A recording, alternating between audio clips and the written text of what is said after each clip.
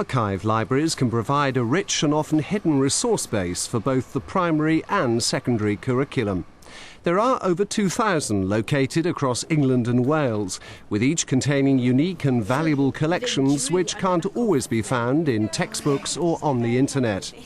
The collection at Birmingham City Archives dates from the 14th century and is regularly utilised by local schools to explore a wide range of subjects. Obviously, Birmingham being an industrial city, we've got so many connections with kind of industrial records and so on. So there's a whole kind of science area, wide photographic collection as well, which we've used in media and arts projects. We've used maps which would relate to geography curriculum. I think there's not really a bit of the curriculum that we'd struggle with, to be honest. This programme looks at how one school has started to make the most of this local resource following an initial contact from the archive itself. Nikki got in touch with us from Birmingham City Archives and they wanted to do a project about Quinton and looking at old photographs. What we wanted to use is primary source material. They then wanted to increase that link by looking at archives in the classroom. And so they got in touch with us about something that was going to be appropriate, and we thought slavery, the Atlantic slave trade and its link with Birmingham would be a good thing. It's a real issue for schools to bring children out, and it can also be quite difficult for us to accommodate 30 children up here because we're quite a kind of small area. So it's great for us to be able to take material out and give children just a kind of taster of the sort of material that we've got. It's easier for 3 people to come and visit us than to take a whole group of people out to the library. And if you're wanting to cover more than one class, obviously logistically it's easier. It's also quite nice to have people come into the school. So Martin Phillips and the archive team developed an outreach session for his Year 8 history class. The theme that we're going to be looking at is all connected with the Atlantic slave trade. It's all about Birmingham's link with that slave trade, and you're going to be looking at archive work.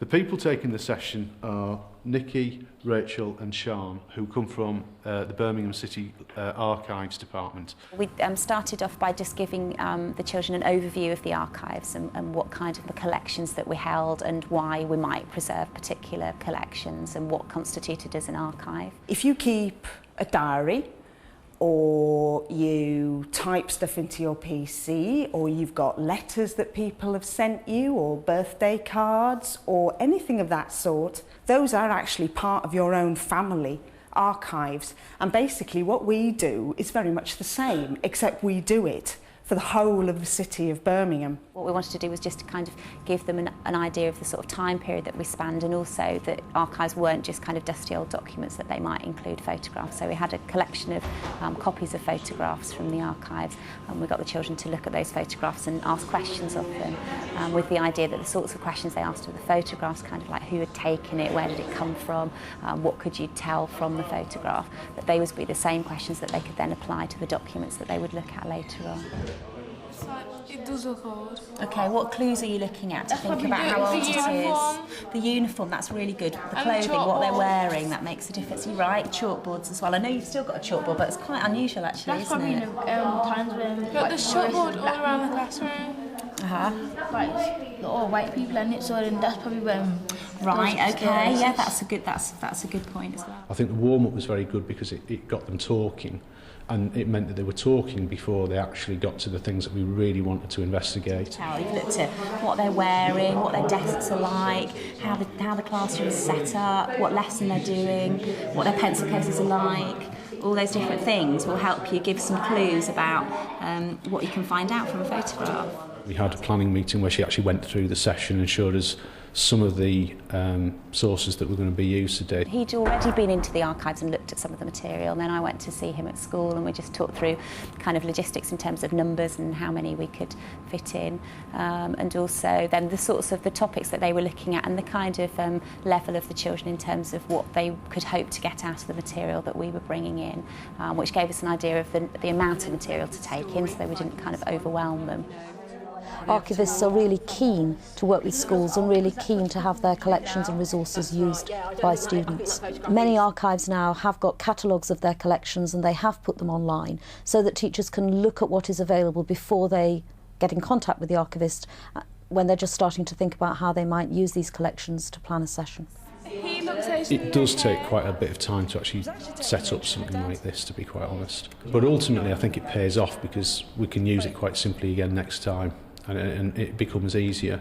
And I think the more you see one another, the more comfortable you are at saying where things went wrong and where it needs to be improved. I think there's some really good questions came out of doing that activity. You asked a lot of good questions and you got a lot of detail from looking very closely. So if when we go on to the next activity looking at the sources relating to slavery, if you just bear those questions in mind that you were asking of the photographs and really look for the detail, because I think you got a lot of kind of initial ideas with the photographs, and then as you focused in on the detail you got a lot more out of it. We divided the children into 3 groups, and that makes sense for us in terms of looking at archival material, because obviously it's all quite kind of small scale, so they need to be able to get in there and actually look at it. And I think that's a big part of maintaining their interest, is making sure that in some ways they can handle the material and really look closely at it so that they can transcribe, decipher handwriting and so on.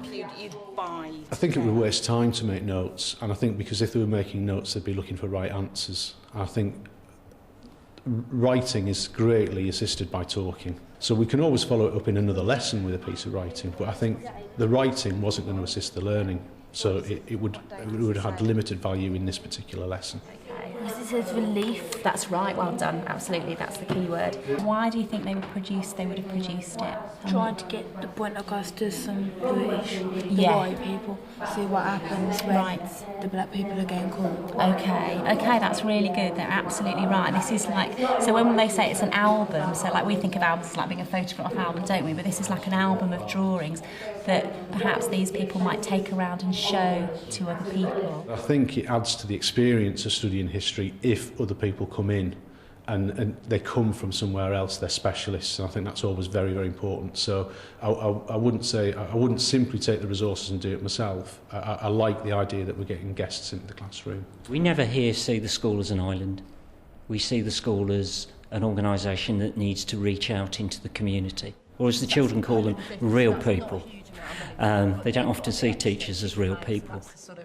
But he would have been the highest paid member of the ship. They needed a captain. We have what we call a no-blame culture here. So we encourage people to try things, and sometimes they don't work, sometimes they do. But if you don't take the risks and you don't try, you don't create anything new and exciting. The thing that really appeals is that the pupils can get their hands, not necessarily literally, but they can actually see a real document from the past. All of the documents that we're seeing today could easily be seen in textbooks, and one of them actually is, and one of them I've actually used before. But when you actually see a document on its own in isolation, I think it takes on a greater value. I also think that there's a higher level of thinking that goes on about one source rather than flicking from one source to another. Well, I think they're useful because when we do this in school, we now know that we can understand this topic a lot more. Yeah, because it really helps you as it being old and like really from the heart what people saying about slave trade and how much they care about it. Like helps us see a bit more clearly how it was like. Because I've got like that sort of colour in me, it's like I could go home and talk to my dad about it and my dad would be all interested. And so like I've got someone to talk to it about, and then I get to find out more things about like where my granddad come from and everything. Okay, I will round it up now. You have worked exceptionally hard. You may not have done any physical writing, but your thinking, your listening and your understanding, and the sophistication with which the levels of thinking that you've been doing has actually been very, very impressive. Because you come into the room, some of you thinking, what's this about? And you're leaving it having looked at primary source material that was actually written at that time about the very trade that we're looking at. Spurred on by the session in the classroom, and despite the difficulties of organising a trip out of school, Martin decided to take the class into the library to see what else the archives had to offer.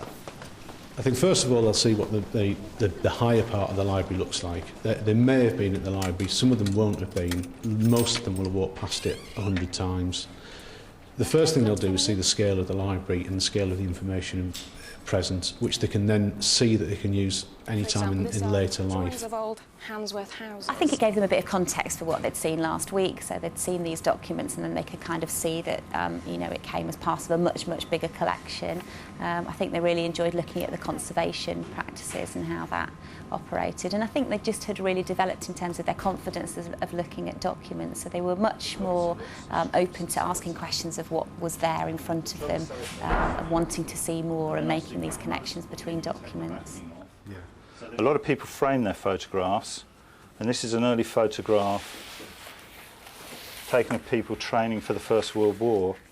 And what's happened with this one is that it was in a frame and then it got damp and then somebody dropped the frame and it broke. And what's happened here is that the images of the photograph, maybe you can see that, have actually stuck onto the glass and left white patches. Last week you gave me some ideas about the kinds of things that you'd like to look at as an extension to what we did last week. So we've got things out that relate to that. So he's writing to somebody that he knows well, he's keeping a diary, and what do we know that he does? What's he done every day so far? Went to dinner with somebody. He's went to dinner with somebody. I think the first thing that they picked up was questioning. Rather than just staring at a picture and seeing what came out of it, is they learned that they had to ask a series of questions. I think the second thing that they learned was to be patient with the source. So they were reading manuscripts that were written in a very different style of handwriting from that which they would be used to. And I felt that what they got used to doing was really examining and almost translating something from the past. That's it, well done. The material can be slightly more complex as the children get older, but in general, a lot of the same material works. A lot of material that's kind of quite visually stimulating and interesting is good. It's more about the kind of questions that you can ask of the material, so it's more about that sort of like, what kind of level might they be able to go up to in terms of what could they find out about that document. Matthew Bolton was a very influential man. What you've been doing is reading an original letter by one of the most important people that you actually would hear about from the city. We do a lot more next year about this person. So we want to make archives accessible to people that don't normally come to the archives. So I think if we ask teachers to get in touch with us and have a look at the kind of material that we've got, I think that's the best starting point really for them to have some idea of the sorts of different collections that we've got and how much material we've got which will kind of feed into their everyday lessons. In any archive you will find photographs, you will find maps, you'll find plans, you'll find inventories, you'll find birth certificates, you'll find a whole range of resources that can be used to support the teaching of history, geography, maths, art, drama. You name it, the archives can support it. They still keep them on the shelves. It would break. After over 100 years probably. We've learned a lot about how the archives are kept. We've looked at how archive material is restored and repaired, and you've also consolidated your understanding of what the slave trade was about, how it affected Birmingham, and how archives can be used to give us evidence. I think we began with not really knowing what the other wanted, what our pupils could get out of what they were offering, and I think initially it took quite a while. What I've learned is that I think that it's a resource that I should have tapped into a few years ago really, and that what I've also learned is if you invest a little bit of time in the planning, you get a lot more back, and that it can become a regular event. I've also learned that the archive team is very, very, very willing to look for something that we want and bring it in. And I suppose what I've learned is that really I should have done this years ago.